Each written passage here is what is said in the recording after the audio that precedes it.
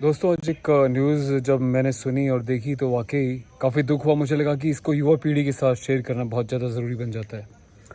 मामला क्या है? मामला है देश की राजधानी दिल्ली का, मालवीय नगर का इलाका लगता है।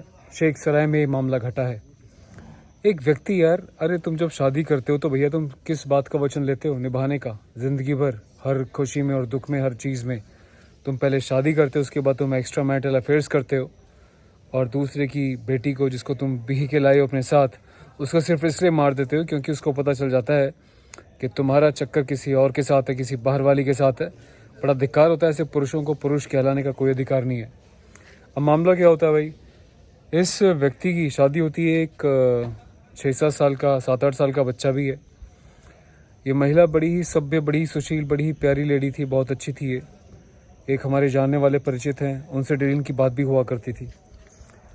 सुबह ही 1 बजे इनकी बात भी हुई थी उनसे और पता चला कि शाम को जो है वो जिंदगी इस दुनिया में नहीं रही। हुआ क्या मामला पूरा ही था कि इसके पति का, नवीन इसका नाम बताया गया, चिराग दिल्ली में रहता था और जानबूझ के इसने घर यहाँ पे लिया। शायद इसकी मंशा रही होगी इसको इस तरीके से प्लान के तहत मारने की। इस लेडी को जो है यहाँ पे लेकर ये रहने लगता है। महीना भर ही होता है। जो अभी पुलिस इन्वेस्टिगेशन में जो वहाँ के डीसीपी ने जो बयान दिया वो ये कह रहे हैं कि जिस लेडी ने जो है इसके पति की कुछ वॉइस रिकॉर्डिंग और चैट वगैरह देख ली थी, जो किसी बाहर वाली लेडी से बात करता था। अब इन दोनों के बीच अनबन होना बड़ी स्वाभाविक बात थी। कौन पत्नी बर्दाश्त करेगी, कौन पति बर्दाश्त करेगा? ये महिलाओं के लिए, पुरुषों के लिए, दोनों के लिए है, सिर्फ एक तरफ के लिए नहीं है। उसके बाद थोड़ी सी नोकझोंक होने लगती है। पर मेरे जो परिचित हैं जिनसे इन लेडी की बात होती थी, उन्होंने बोला कि इसकी बातों से कभी लगता नहीं था कि ऐसा कुछ है। बड़े ही प्यार से, सॉफ्टली, बहुत अच्छे तरीके से लेडी बात किया करती थी। कभी एहसास नहीं होने देगी कुछ परेशानियाँ ऐसी भी हैं। तो उसके बाद होता क्या है, ये बंदा सुनने में आया कोई केबल ऑपरेटर था। ये अपने किसी जान पहचान के व्यक्ति से, किसी एम्प्लॉय से बातें शेयर करता है। वो किसी गोविंदपुरी, वहाँ पे इलाका है, गोविंदपुरी में रहने वाले कुछ गुंडे हायर करते हैं 3, जो 5 लाख रुपए की सुपारी देता है इसकी पत्नी को मारने के लिए। अब घर में बच्चे को ले जाता है, पत्नी को अकेली छोड़ देता है पति। पीछे से कुछ लोग आते हैं, जो सीसीटीवी अभी मुझ तक आई है उसमें दिखाया गया है कि वहाँ पे 2-3 लोग घर में एंट्री करते हैं, नोन ही होते हैं। वो लेडी घुसती है, उसके बाद पीछे से एंट्री करते हैं वो अननोन लोग जो मारने के प्लान से आए थे। तकरीबन 15 से 20 चाकुओं से पूरा गोद के उसको चीर फाड़ दिया जाता है उस बेचारी महिला को। उसका दोष इतना था कि उसका पति बाहर वाली किसी महिला के साथ चक्कर चलाए बैठा था और पति ने ऑब्जेक्शन किया तो पत्नी को मार दिया। क्या वो किसी की बहनी थी, किसी की बेटी नहीं थी? इतने सालों तक पाल पना उसके बड़ा नहीं किया था उसके माँ बाप ने, जिसको तेरे हवाले किया था, और तूने उसको मार दिया सिर्फ इसलिए क्योंकि उसने जो है तेरी असलियत जान ली थी।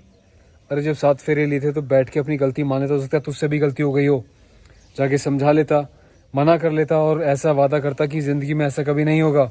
तो हम मानते कि तू एक असली पति है, एक असली इंसान है, असली मर्द है। लेकिन तू तो निकला घटिया, कायर और गद्दार, जो अपनी पत्नी का नहीं हुआ। एक तो उसके साथ तूने जो है गद्दारी की, बाहर वाली किसी के साथ अफेयर्स करके।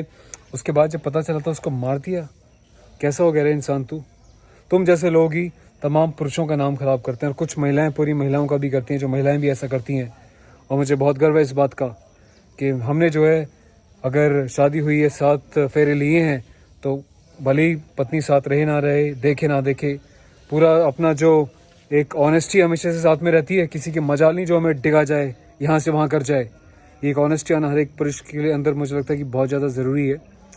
और ये छोटी छोटी हरकतें करना, यारी दोस्ती को जो अफेयर्स में बदल लेना, और इसमें बराबर की गुनहगार पुरुष ही नहीं, वो महिलाएं भी हैं जो पुरुषों के साथ ऐसी हरकतें करती हैं, या वो पुरुष भी हैं जो महिलाओं के साथ ऐसा करती हैं। मैं आपको बताऊं एक किस्सा।